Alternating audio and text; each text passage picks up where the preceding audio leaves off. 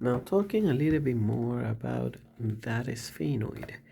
If you notice in here from the interior portion, the anterior cavity, after we remove at least the parietals and part of the frontal and occipital, we're gonna see ridges in that occipital. This is the posterior, this is the anterior. And in here, I want you to concentrate in this middle portion or middle bone. That middle bone, you can see the sutures right there. Right there.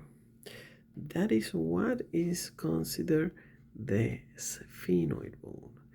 And the sphenoid bone gonna have this structure in the center called the sella turcica.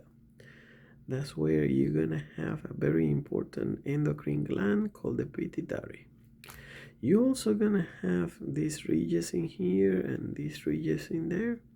This one is called the great alar, and this one, or great wings, and this one is the lesser wings.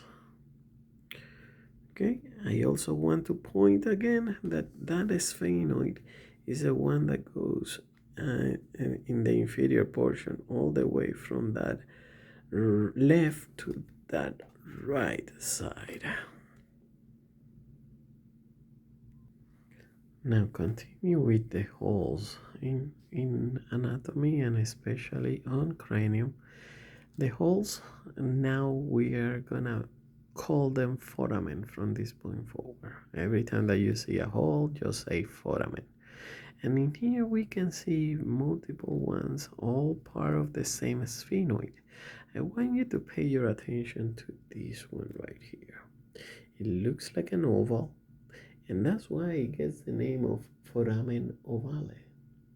Well, this one right here, that is a very tiny one accompanying that foramen ovale, a little bit more lateral, is called the foramen spinosum. Foramen spinosum. Right here, medially, close to that sella turcica, is where you're gonna find the foramen lacerum. Okay? So foramen lacerum, foramen ovale, foramen spinosum. All those are part of that sphenoid bone. You're gonna have the left in this case and right, and they have the exact same structures. Not only that, if you put the brain or you move the bone a little bit forward, you're gonna see that that sphenoid has two big sutures right there.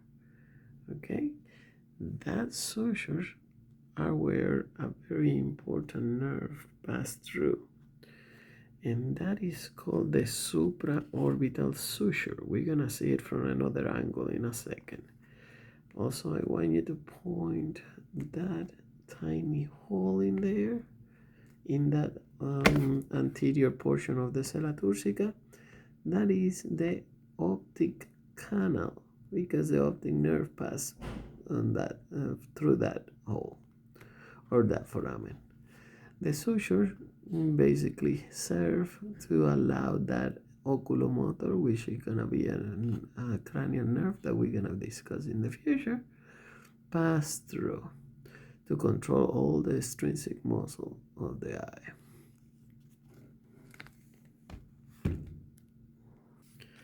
Now continue with the supra and infra. I want you to notice that in here you can appreciate the supraorbital fissure from another angle. Also right there, a little bit more medial, you're gonna find the optic canal. And in here is not part of that sphenoid anymore, but is where you're gonna find the inferior or infraorbital fissure. Most of the foramens are formed to protect and at the same time creates opening for the nerve to pass by. And that is all I need you to know about that sphenoid. Sphenoid is mostly foramens with the sella turcica. the greater Allah and the lesser Allah.